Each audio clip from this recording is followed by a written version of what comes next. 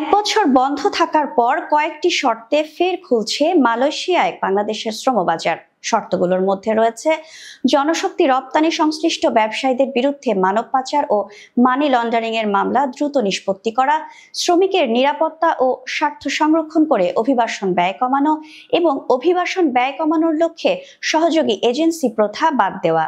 বিস্তারিত থাকছে ডেস্ক রিপোর্টে। বৃহস্পতিবার মালয়েশিয়ার স্বরাষ্ট্রমন্ত্রী সাইফুদ্দিন নাশনুন ইসমাইল এবং মানব সম্পদ মন্ত্রী স্টিভেন সিমচির সঙ্গে যৌথ সভা করেন বাংলাদেশের প্রবাসী কল্যাণ উপদেষ্টা আসিফ নজরুল।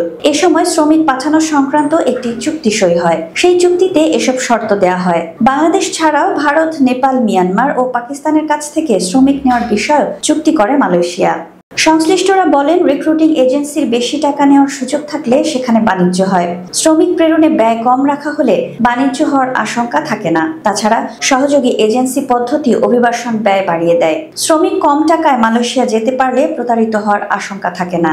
শ্রমবাজার সংশ্লিষ্টরা জানান, দেশটিতে সাধারণ শ্রমিকের বেতন মধ্যপ্রাচ্যের দেশগুলোর চাইতে দ্বিগুণ বা তারও বেশি। কিছু জটিলতায় বিশাল এই শ্রমবাজার প্রায় এক বছর ধরে ঝুলেছিল। ধীরে ধীরে সেই জটিলতা কেটেছে। ফলে মালয়েশিয়ায় বৈধভাবে যাওয়ার সুযোগ তৈরি হয়েছে। এর মাধ্যমে দেশের রেমিটেন্স প্রবাহ বৃদ্ধি পাবে। কুয়ালালামপুরের বাংলাদেশের দূতাবাসের কর্মকর্তারা বলেন, মালয়েশিয়া পর্যাপ্ত সংখ্যক শ্রমিক পাঠানো গেলে বছরে প্রায় $5 বিলিয়ন বাড়তি রেমিটেন্স পাবে বাংলাদেশ। এক্ষেত্রে শ্রমিকদের কম অভিবাসন ব্যয় ও তাদের সুরক্ষার বিষয়টি নজর দেওয়া হচ্ছে।